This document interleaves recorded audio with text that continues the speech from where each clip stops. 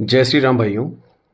आज का ये जो वीडियो है इस बारे में है कि अभी हाल ही में पूरे देश में जिस विषय पर एक चर्चा है वो चर्चा ये है कि यूजीसी बिल।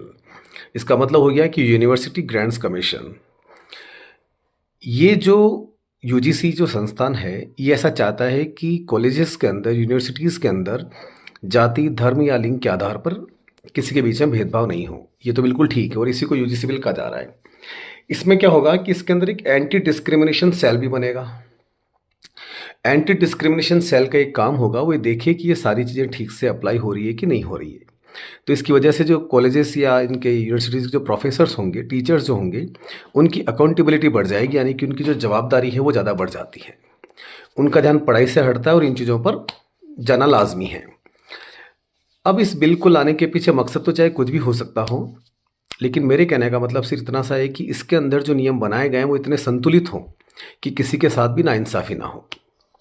मैं आपको इस वीडियो के माध्यम से केवल और केवल एक फूड फॉर थॉट दे रहा हूँ कि आपको इस यूजीसी बिल को ठीक से बैठकर समझना चाहिए। मैंने बहुत से लोगों से बात की जिनमें से अधिकतर के जवाब थे कि हमें इसके बारे में अभी तक पूरा नॉलेज नहीं है या पूरी जानकारी नहीं है, आपको इस बिल को समझना चाहिए। इस बिल के आने के बाद में टीचर देखो ना ही तो खुल के पढ़ा पाएगा, ना ही बच्चों को ठीक से डांट पाएगा। और अगर आपको पता हो तो ऐसा स्कूल स्तर पर भी होना शुरू हो गया है जहाँ पर टीचर खुलकर अपनी जो टीचिंग है वो नहीं करवा पाता है।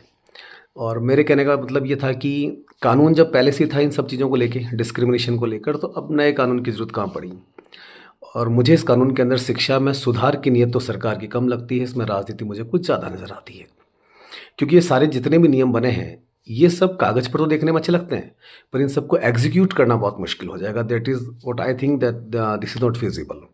और मुझे पता नहीं कि ऐसा क्यों लगता है कहीं ना कहीं कि इन सारे झंझटों के अंदर जो पढ़ाई का स्तर है वो अच्छा खासा गिरने की संभावना है। आज के इस वीडियो के माध्यम से मैं आपको सिर्फ इतना सा कहना चाहता हूँ, आपसे निवेदन करना चाहता हूँ कि एक बार इस यूजीसी बिल को बैठकर तसल्ली से समझने की कोशिश कीजिए। सोशल मीडिया पर बहुत सारा कंटेंट है, सारे न्यूज़ चैनल अभी हाल में इसी की चर्चा कर रहे हैं। एक बार आपको इसके ऊपर गहन चिंतन करना चाहिए, उसके बाद एक डिटेल वीडियो इसके ऊपर बनाएंगे जिसके अंदर मैं आपको समझाने की कोशिश करूँगा कि असल में बिल चाहता क्या है या इस बिल के इम्पैक्ट्स हैं वो पॉलिटिकली भी और एकेडमिक वाइज कैसे आएंगे, उस पर भी चर्चा करेंगे। आज आप सिर्फ इतना सा कीजिएगा कि इस यूजीसी बिल को ठीक से समझने की कोशिश कीजिएगा। Thank you. जय श्री राम।